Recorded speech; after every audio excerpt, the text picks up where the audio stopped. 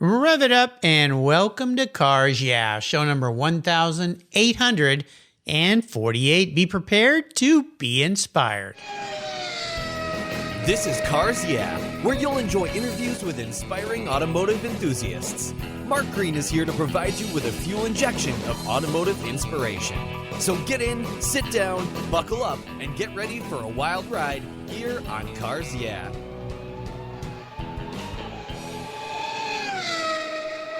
Hello, inspiring automotive enthusiasts, and welcome to Cars Yeah. Today I'm in the beautiful city of Antwerp in Belgium with a very special guest by the name of Bart Kuykens.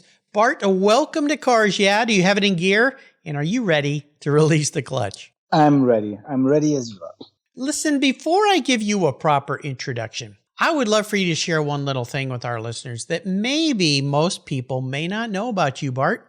Oh, that's a tricky question to start with already. Most people struggle to pronounce my last name, that's for sure. And what it means, Kuykens, but in Dutch, kuiken is a little chicken. Oh. So we call a little chicken, we call it a kuiken. So okay. Most people don't know, of course, unless you live here. So it was always a funny thing when I was in school. And there's not much people with the name of Kuykens in Belgium. There's only a handful of people with that name. And the funny thing is that my mom's real name is also Kuykens. So my dad name's Kuykens, and my mom name's Kuykens as well. And they're not family. It's just a coincidence that my mom is spelled exactly the same way. Wow. The only difference there's a C between the second K. So it's Kuykens. So my family is named in the yellow pages Kuykens. So that was always really funny for all the other kids. And it was a funny thing because Kuykens means chicken, and he was always like, hey, chicken, little chicken. Yeah, I can imagine as a kid, they would pick on you for that one. Oh, kids are relentless. Well, it just makes you tougher and stronger, that's all. But it's not that I'm traumatized by it. Not at all. It's just because you asked, and we talked about my last name a couple of minutes ago. Yeah. That it came up. Yeah, well, it's very unique. I'll tell the listeners it's spelled Kuykens for his last name. So Bart, thanks for sharing a fun little story with us. Allow me to give you a proper introduction, and I'll let our listeners know I've been chasing this guy for a while. He is very busy. He's having a lot of fun, but I love the style of what he's doing. So let me give you a proper introduction, and we're going to dive into your life. Bart Kuykens is successfully navigated both the art world and commercial photography since the onset of his career. Following the global success of his hugely successful automotive art books, A Flat6 Love Affair, he has attracted the attention of world-class actors, musicians, and media personalities who became subjects of his grainy, visually rich, and powerful black and white portraits. His minimalist, analog-only approach makes him a sought-after professional in today's dynamic landscape of photography. His signature style is a bit edgy. It could be said to be a bit dark and sometimes maybe a little dirty, but it's always playful and a classy touch. Bart's photographed some of my past Cars Yeah guests, including Jesse Combs, Magnus Walker, and he's also photographed many celebrities, including a couple car guys, Jay Leno and Patrick Dempsey. We'll be back in just a minute to talk with Bart, but first a word from our valued sponsors, so give them a little listen. Hang on tight. We'll be right back. We're in Antwerp, Belgium, having fun with Bart. Be right back. Summer's here, thank goodness, and that means long, hot days. Covercraft's UVS custom sunscreens are quality made and are incredibly fast and easy to use. Your UVS sunscreen is custom tailored for your vehicle, and the accordion design ensures easy storage. Not only do they protect your dash and interior for maximum protection while parking in the sun, sunscreens keep your vehicle's interior significantly cooler. They're durable and dependable for years of use. I have one for all my vehicles, and I use them every time I park my car when I'm not going to put the cover on. You can choose from a variety of colors, including the original, their Premier Series, and Carhartt designs. Your sunscreen is manufactured with the quality and attention to detail that's been the standard for Covercraft since 1965. And they make really great gifts, too. Get your summer deal today if you use the code YEAH21, YEAH21 at covercraft.com. You'll get 10% off your Covercraft order. That's right, 10% off compliments of Cars Yeah. Simply use the code YEAH21 at checkout. Covercraft, protecting the things that move you. Get your own custom sunscreen today.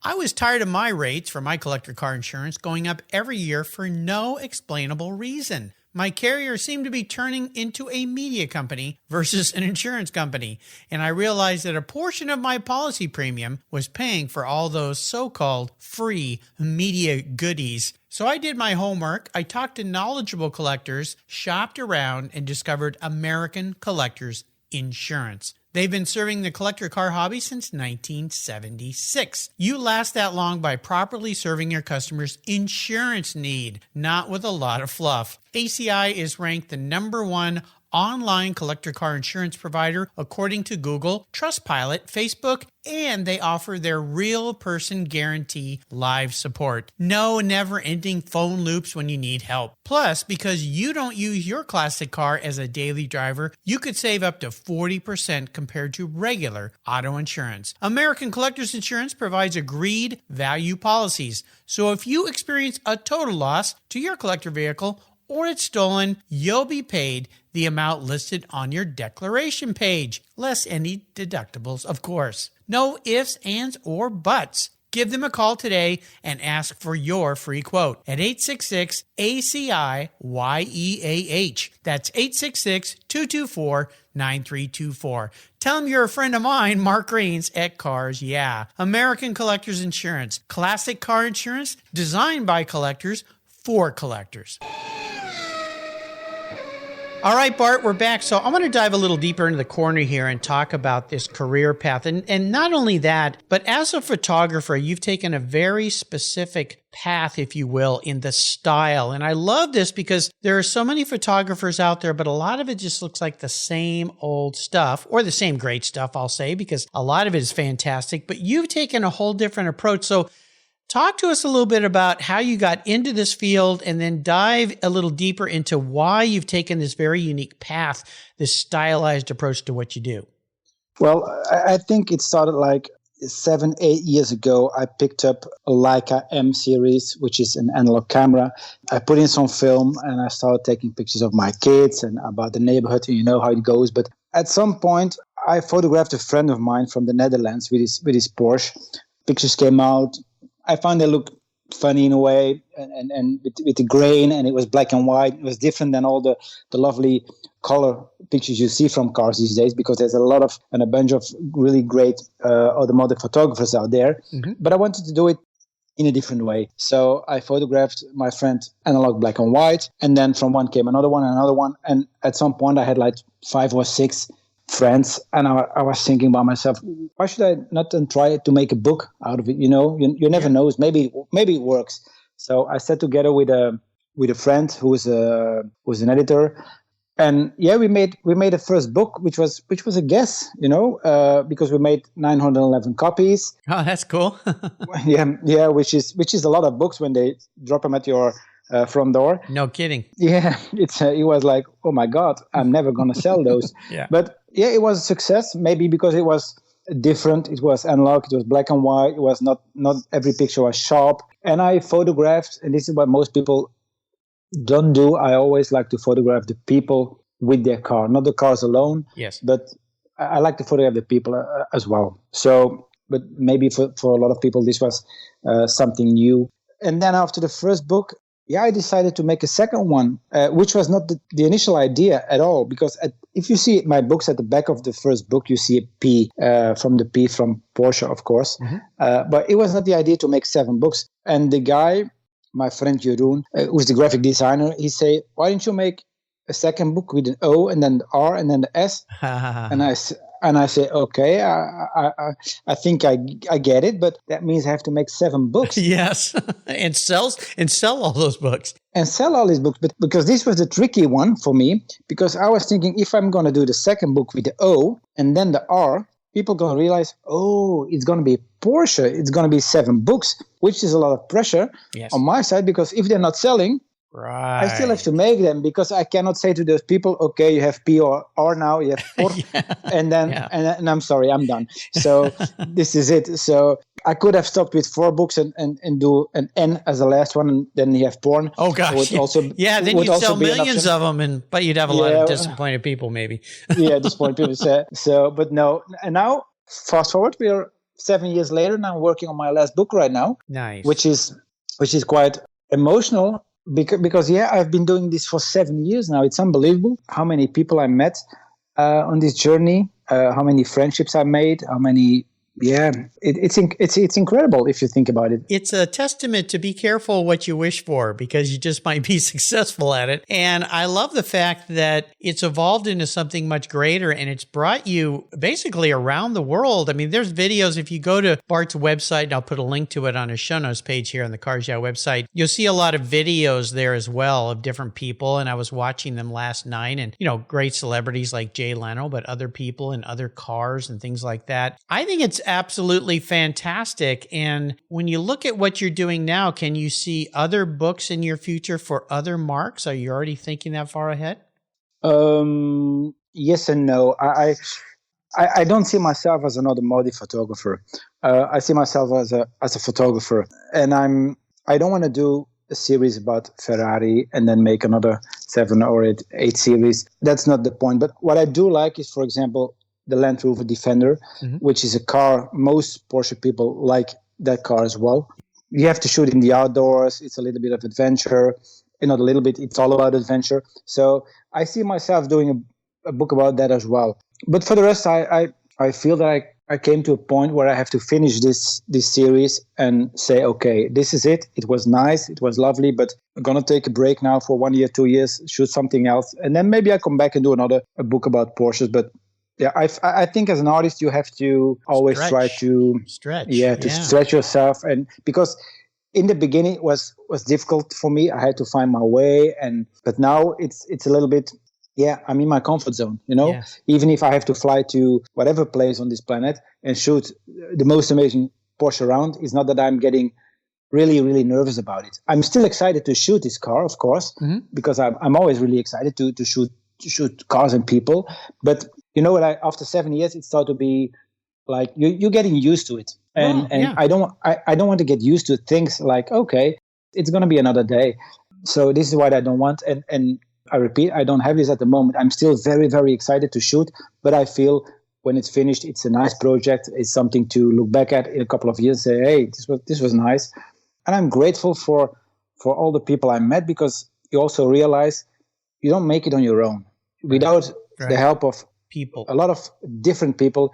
You're going nowhere. So I've been lucky to meet people like Jeff Swart, to meet people like John Benton, who bring you from one place to another, who say, oh, maybe I know this guy, you can call him with my regards. And then, because I'm just a little guy from Antwerp, Belgium. How do you shoot Jay Leno? How do you shoot Jay Leno? People ask me, how do you shoot Jay Leno? I say, that's a long story. But I met someone, or I photographed someone in LA who said, maybe you should shoot Bruce Meyer. And then I went to see Bruce Meyer. And then I said to Bruce Meyer, Bruce Meyer asked me, who do you want to shoot? And I said, Jay Leno would be a dream. And he picked up his phone and he called Jay Leno. Yeah. So it's like that. And then you realize you always need people and help from other people to achieve and to do great things. And I'm really grateful for that. Yeah.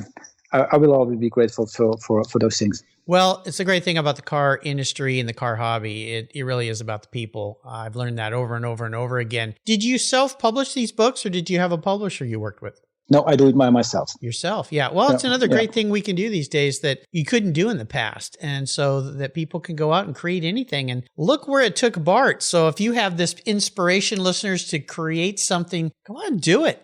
There's so many ways to be creative these days. Self-publish. You could be a podcaster. I mean, there's all different things that you can do. And you never know who you may end up with, like me talking with Bart in Antwerp today, which is pretty darn cool. What's your favorite, as you've evolved through this process, what's the favorite thing about it? Is it the people you've met? Has that been the best part? Yeah, absolutely. Yeah. Absolutely. Because as I told you, I'm not a, of course I like cars in general. And of course I like the Porsches, and I drive one myself, but I'm not a specialist in terms of I'm not a car nut, as they say. I'm not a car freak, as they say. So for me, it's all about the people that I meet along the way and that become friends, or some of them became really, really good friends. We go on holiday together. We call every week. We send texts. So that's really amazing how you connect with people and you create a bond with people. So the most rewarding thing for me, besides the traveling, is to meet the new people. Yeah, absolutely. And to make the new friendships. Yeah, absolutely. What or who has been a driving inspiration for you? Because as an artist, when you think about being a photographer, many people look at other photographers and go, wow, that's really beautiful. I like that. I don't like that. I'd like to change this, whatever. Has there been an influential mentor in your life? Yeah. And I've been asked this question many times and my answer is always the same. Uh-huh. And it's without a doubt, it's Anton Corbijn. It's a Dutch photographer. He's nothing to do with cars, but he's shooting portraits from rock stars, from U2, Rolling Stones, Nick Cave, you name them, he's on them all. Depeche Mode. And he's been an inspiration for me for many, many years because of his style. He shoots analog. Most of the time he shoots black and white. His pictures are grainy.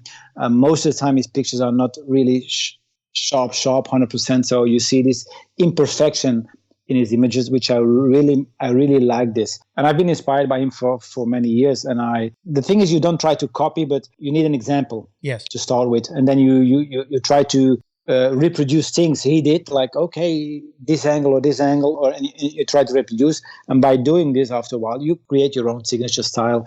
This is something really important for young photographers. If you want to shoot or want to do something, whatever you want to do, you try to create your own signature style in whatever you do, and then try to master it until the best you can do. Right. Because I see sometimes people struggling with photography, and it's because they do everything at the same time. They want to be an automotive photographer, but they want to do weddings as well, and then they want to do shooting pictures of the moon, and then pictures of their kids. It's too much. If you want to shoot pictures of the moon, yeah, great, but then only shoot pictures of the moon and try to be the best in what you do. And I think that's the way to go. It's great advice. And I'll let the listeners know, you can look up Anton's work. His last name is Corbijn. And again, just Google that and you'll see a marvelous selection of his very raw black and white natural style, which is absolutely beautiful and very different and so forth. But you've offered some really great advice, which is going to semi-answer my next question for people that are going into this path of photography. And I think it's a really, really splendid idea. Focus on one thing for a while and really work on mastering that. And then you can evolve into other things. But for you, you talk about analog and picking up this camera in this world of digital and Photoshop and everything we do. For you, does the analog use of the analog camera, I should say, provide an extra challenge in a way? It's an extra challenge, but on the other side, for me, it feels natural to me, because if I shoot digital, I have a digital camera, of course, but I hardly use it. And when I use it, I overuse it. And I mean, I shoot way too much pictures. Mm-hmm. If I use it for a car shoot, I come home with like 500, 600, 700 pictures and think, oh my God. Yeah, now you've got to edit all those. And then I have to select 10. This is such a pain. And then I realized those 700 pictures are not better than normally I shoot 2 rolls of film, which is 36 pictures on a roll, 72 pictures for a shoot, which is not much. But I realized when I shoot analog, I look different through the finder, the viewfinder. My concentration is there. I'm in this flow. The pictures look better. If I'm digital, I just click to click. And so for me, it's not working. There's also too many buttons on this camera for too many settings, which it's annoying for me. It gives me stress. And with an analog camera, especially the Leica or the Hasselblad, it's very easy to use. You put it on, and you have 2 or 3 settings, and that's it. And that's for me the way to go. And then, the big excitement for me is the time between you shoot and you see the pictures.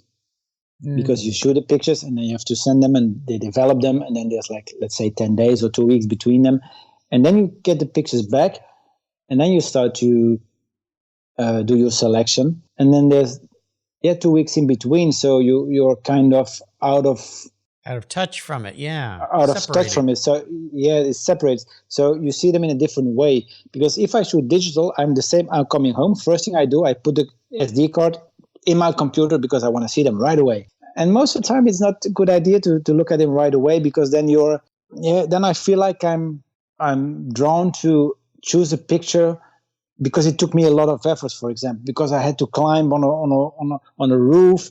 And I say, okay, I need to take this picture because I had to do the effort to go up the roof and stuff like this. I see. So, but when there's 2 weeks in between, you detach yourself from the moments, and then you see it in a different way. But on the other hand, if I see my pictures 1 or 2 or 3 years later, when I go through my books now, then I'm thinking also like, oh my God, why did I choose this one? I should have taken this one, because you grow as an artist and you grow in your, it's called evolution, I think. And yeah. I really think that the digital camera, and especially mobile cameras on phones, have really dumbed down not only our picture taking, but also the viewers that see pictures, because I believe people have come to accept worse photos as being good photos because there's such a proliferation of imagery out there now. And so that everything just kind of looks good. And I believe in some ways, without artists like yourself and I've had hundreds of photographers on the show, without their eye and their expertise and their use of light and the different techniques they use, that the viewers have just kind of accepted stuff that's not so good as good. And we really, as a viewer, need to take a step back and study photography more, I think, and start to see why things like what Bart is doing are so special. Because you'll start to realize, wow, that's really different. What's making it different? And then maybe I can take that to even my phone and do it in there in some way. And a lot of it is just taking the time to really see what we're looking at. Let's take a short break. When we come back, I want to talk to you about a big challenge in your photography. So sit tight and we'll be right back.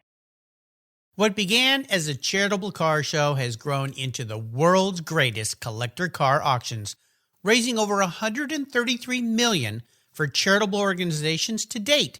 For nearly 50 years, automotive enthusiasts from all over the world have enjoyed the Barrett-Jackson collector car auctions, and I'm a huge fan.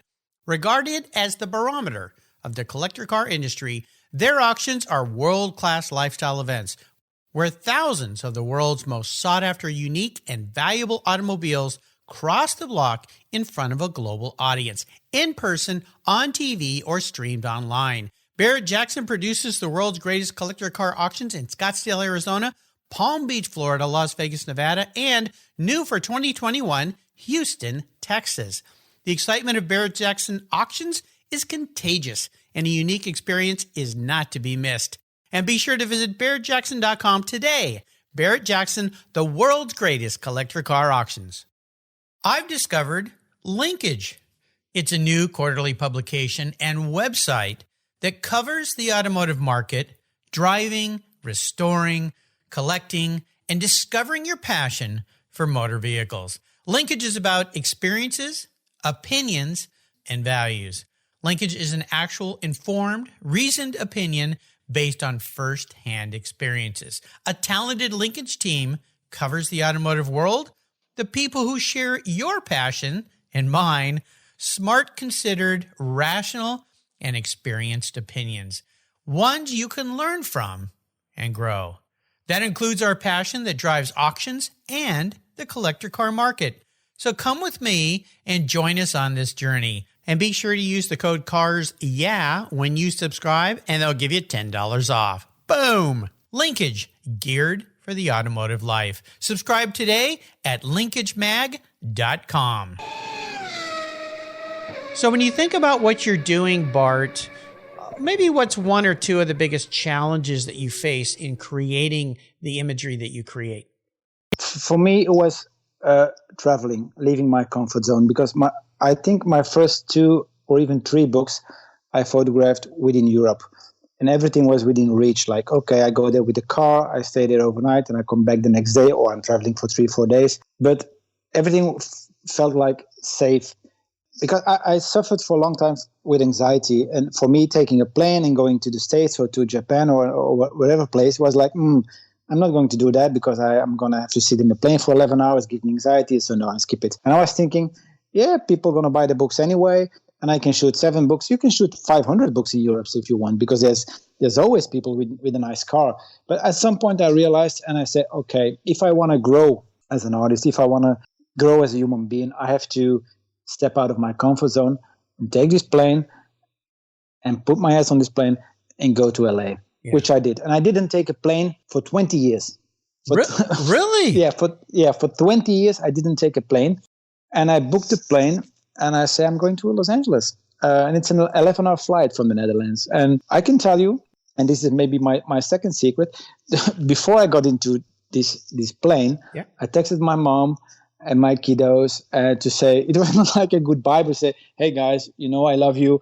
Yeah, and I'll text you when I'm on the other side. If I get to the other side, yeah. Yeah. Wow. So, yeah. And of course, nothing happened because it's all in between the years. And I got to LA for the first time, and for me, it opened my world, and it was a new experience, and I had to try to feel safe and comfortable on the other side of the world as well. And then, from there on, I never looked back, and I kept on traveling for the last 3-4 years, almost nonstop. And it's also something you have to learn is that because people only see your thing on Instagram and say, hey, this guy is there and they're having fun again. Yeah, of course. But you spend a lot of time alone on a plane or alone in a hotel room.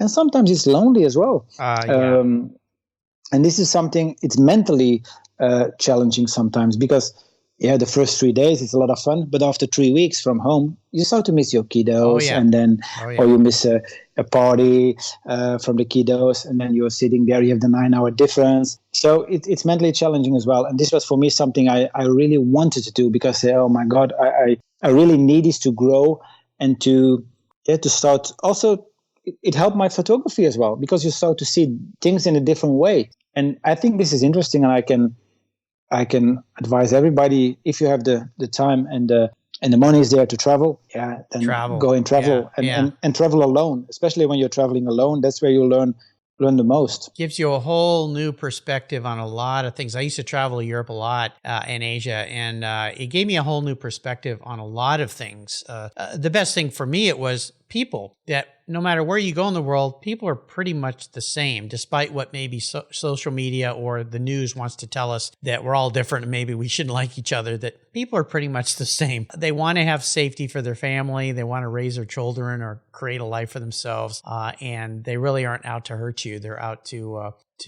help others as well, which is a great thing about people. When you look ahead at this career of yours you've created in photography, do you have maybe a bucket list item in the next few years you'd really like to accomplish now that your Porsche books are almost there? Yeah. One thing is I've been working for a couple of months. We've been in talks with UNICEF because I have an event coming up in September in the UK, which is going to be the biggest event in history in terms of cars and art at the same time in one place. Nice. It's called Sleeping with Art. And I'm going to have the print of the Rod Emery chassis that I photographed. This big print is for sale there, and all the money is going to UNICEF. Oh, wow. Nice. Yeah, it's a charity thing. I felt like I have to do this for myself. And yeah.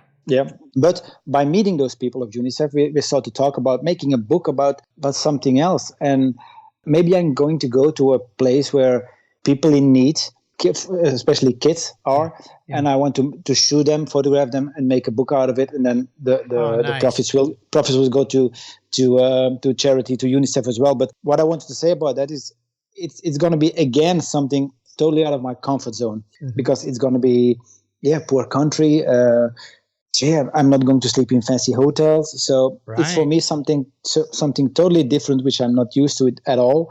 So, and I really want to do that, to stretch myself again, because it's an addictive thing. Once you start stretching yourself, you realize, whoa, I'm growing as a human being and as an artist, and you want more, or at least I want more.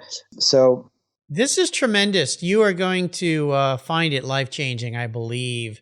My son, when he was in high school, started a philanthropic group through World Bicycle Relief. And he and 6 or 7 other students raised money to be able to go to Africa and build bikes there and not give them away. They've learned that they sell them, but they're very, very inexpensive. They're like $5. But they found that when people have to pay something for something, even if it's a very small amount, they value it more. And they provided bicycles to people that lived in very rural areas of Africa. These are people that live in huts with dirt floors, but their children didn't have ways to get to school, or they didn't have a way to get their goods to market so they could feed their families. And he came back changed from that experience of seeing people live in a very different way than what he was used to and what he had experienced in his life. And it was profound. And he wanted to travel more. He wanted to see more of the world.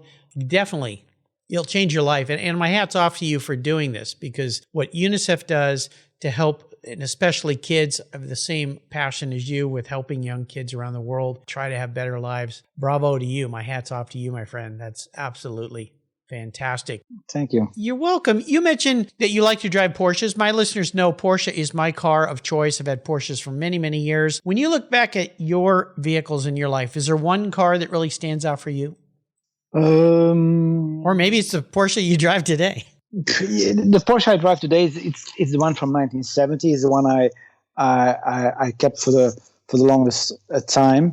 I had over the years, I think I'm 27 or 28 Porsches, but wow. I have to explain this story to you. I never had those at the same time because I don't have the money for that. So I always have one or two, sometimes three cars around. But if I want another one, I have to sell one. And this is also part of the game. And it's a lot of fun to chase another car. And now I'm down to two. I have the 1970 911. I have a 944 S2. But yeah, sometimes I'm thinking about the 914, but then one car has to go. Because I don't want to spend all the money on the cars because I like the traveling too much and other stuff. And if like I said before, I do my own books. So if I want to make another book, I have to invest in the book. Right. I have to invest in the traveling, in the development of the film. All the money goes in there before I sell a book. So I have to be a little bit careful that I'm not spending stupid money on another car that you basically don't need. I understand. You can only drive one, but I understand. Yeah, absolutely. Well, Porsches are a wonderful mark, and I've had a lot of 911s myself, and they're so much fun. And usually I've had to sell one to buy the next one, and the next one, and the next one, and they all have the same feeling, but they're all different and they're all unique. And of course, the 944, a great car as well. So I think that's very cool. I want to crawl into your head a little bit here, since you're a creative guy. This will be an interesting place to go, Bart. If you were manifest as a vehicle, not what you want to be, but you are actually a vehicle, your personal attributes in a vehicle, what would you be and why? If I would be a vehicle? Yeah. Maybe I want to be a Land Rover Defender. And why is that? Because it's an adventure. Yeah, because you never know what you get with a Land Rover. And with me, it's a little bit the same. I think I have my ups and downs. I have my mood swings. So, and I think a Land Rover has mood swings as well. But they do, same goes for a Porsche. Yeah. They're reliable, but I think a Land Rover maybe is a little bit less reliable. I don't know. I see it, but it's the same with a Porsche. When you get in an old Porsche, you know you're going to suffer a little bit. But when you come back after a week, it was so much fun, and then the car fits like a jeans, and it's a lovely experience. But you also suffer a little bit because oh my God, it's low, it's loud, you have the smell. So yeah. I understand. I don't know. Maybe I want to be a Land Rover. Maybe I want to be an old Porsche. I don't know. I definitely don't want to be a Tesla. But that's although it's great cars, but I don't feel like I'm a Tesla. I understand. Well, I always ask my guests about a favorite book. I wanted to reiterate, if you go to Bart's website, I'll put a link to that. It's very easy. Bart Kuykens, KUYKENS.com. You'll see the books there. You can buy the whole selection or pick any of them, all 7 volumes. Fantastic there. Is there maybe another book in addition to yours that you've read that you've really enjoyed that you might share with our listeners? The last couple of years, I'm a big book buyer, but I forget to. You forget to read them. I forget to read them. But, I understand. It's hard to read all of them. And maybe there's just one you'd like to share. Well, I'm a big fan of. It's a Japanese writer. His name is Haruki Murakami. Maybe you've heard of him, and it's a fantastic writer. His books are very easy to read. It's not too complicated, but most of his books are about everyday life experience. But he writes them in such a fantastic way. It's really a joy to read. And if I have to pick one, that's my favorite at the moment. It's Haruki Murakami. And you should, if you have the time, you should definitely look into one of his books. Look into his books. Yeah. I'll make sure I put a link to him. It's pretty easy to spell Haruki, Haruki, and then Murakami, Murakami. He's even got a little bit of a car reference there, Mura, even though it's spelled different than Lamborghini Mura. But yeah, excellent writer. We're going to take one more short break, and then I want to take you on what I like to call your ultimate drive, Bart. So sit tight. We'll be right back. Did you know that Cars Yeah is in the top 1% of all podcasts based on listenership, according to Libsyn, the premier RSS feed for podcasts in the United States? That's right. And Cars Yeah is the only 5-day-a-week automotive-focused podcast for you to get your message into the ears of thousands of listeners daily from all over the world. Plus, DuPont Registry recommended Cars Yeah is one of their top 10 car podcasts for you to enjoy. Cars Yeah has experienced tremendous growth, plus your ads are evergreen, meaning they never go away. And more listeners find Cars Yeah every day for their daily dose of automotive inspiration. Do you want to expose your brand to a highly targeted list of automotive enthusiasts in a very unique and very personal way? Well, I can help you. Contact me, Mark Green, at mark@carsyeah.com or through the website at carsyeah.com today to learn more. Here at Cars Yeah, it's all about inspiration. And our charity of choice is TechForce Foundation, where it's all about making a positive difference in young people's lives. TechForce helps young adults discover their talents and passions for all things automotive, with a mission of helping students develop a career as a professional technician. TechForce awards nearly $2 million in scholarships every year for students to pursue technical education, and they support hands-on activities, events, and mentorships across the country, working to change the outdated perceptions of these careers. Auto techs are in high demand, but the supply of qualified technicians is critically short. They need your help to fuel their mission. Learn more and join me in supporting them at techforce.org. All right, we're going to go on the ultimate drive here, Bart. So this is the deal. You get to pick any vehicle in the world that you're driving. You get to pick a passenger or more, who that person would be. Could be somebody living or somebody who's passed. What would your ultimate drive look like? Oh, and where would you be driving? I think I would take my own car. Okay. Your 911? Yeah, I take my 911 from 1970 because I feel comfortable. And I would take that one. Where would I drive? That's a difficult one because we have the Black Forest in Germany, which is really beautiful. Yeah. On the other hand, you have in California, you have the Pacific Coast Highway, which I've done a couple of times, which is beautiful as well. There's a lot of beautiful roads, as in Europe. Yeah, maybe I go for Europe and I go for the mountains in Europe. Yeah. Italy, Austria, France. Beautiful, just beautiful. Who would I take? If it would be a living person, then I would love to do this trip with my two sons, but not now because they're too young. And they're going to be playing at their iPads all the time, looking for Pokemons. So, but maybe when they're like 20, 22, and then share the experience. But yeah, maybe they're not interested in cars, so I don't know. Yeah. I always wanted to take, and maybe it sounds stupid, but maybe I always want to take my mom. She's 75, and I always want to say, "Let's go for a drive." But she's just afraid in the car, even if you drive in first or second gear, because it makes so much noise. Oh my God, stop! So she's gonna get a heart attack. But and if it would be a person who passed away already, then I think it will be a lot of fun with Johnny Cash. Oh my gosh, yeah. To be on the road with him, but then I would go for the States because he knows where to go, and then maybe Johnny drive the roads. Cash, have him sing a few songs while you're driving. Yeah, he can take the guitar, sing a couple of songs, have a couple of beers. Although I'm not drinking, but for him, I will start drinking. And I think it's going to be a lot of fun. I think so. Well, it sounds like a couple ultimate drives there that sound quite marvelous. Well, you've shared some great times with us today, and I want to thank you for spending some time with me today and coming on the show. Before I let you go, could you maybe offer our listeners a parting word of wisdom, advice, a success quote, or maybe a mantra that has meaning for you? What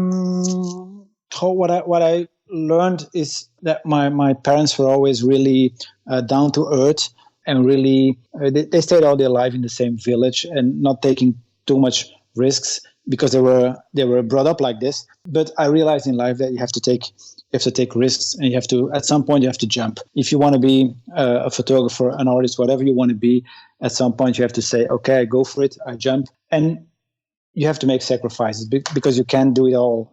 You cannot keep spending your money on everything and traveling and everything at the same time. So if you want to be a photographer, in my case, I jumped at some point and I say, this is it, this is what I want to do. And I sacrificed a lot of other things that I don't do anymore, but it is what it is. And you have to do it like that. And you have to wake up early, work long days, keep going.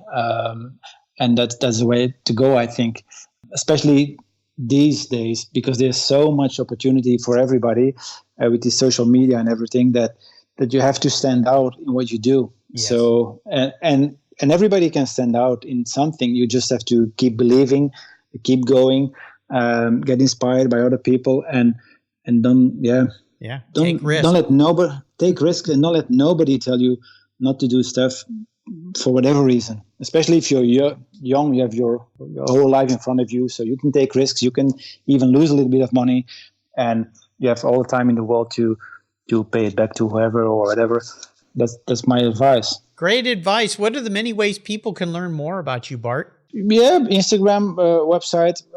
If people want to send me a message or give me a call, I'm open for that. I do that sometimes, and then people just want to have a chat for 15, 20 minutes, and then I just share my time and my wisdom, whatever you want to call it. If I can help them, I'm more than happy to help them, because I had this help from other people as well over the years. So if I can help young people with something, I'm more than happy to share what I know as well. I make sure I put those links on Bart's show notes page on the Cars Yeah website so you can find him. Follow him on Instagram. You can go to his website. Again, you can buy his books. You can buy prints. There's all sorts of great eye candy there. So pull up to your desk or your laptop or your device, and you're going to be there a while enjoying the imagery that Bart has created. I want to do a shout out and a thank you to a couple people that introduced me to Bart. Carl Noakes, who's become quite a wonderful photographer here in the Pacific Northwest. Also Tamir Moscovici, who has been on the show, and Andre Bezwedenau, which I butchered his last name, but Andre, thank you for introducing me to Bart. Really, really appreciate it. Bart, thank you for being so generous today with your time and sharing your amazing photography. I'm so glad that we got to talk. Until you and I talk again, I'll see you down the road. Absolutely. Thank you so much. Thank you. Thank you so much for joining us on today's ride here at Cars Yeah. Drive on over to carsyeah.com to find show notes and inspiring automotive fun.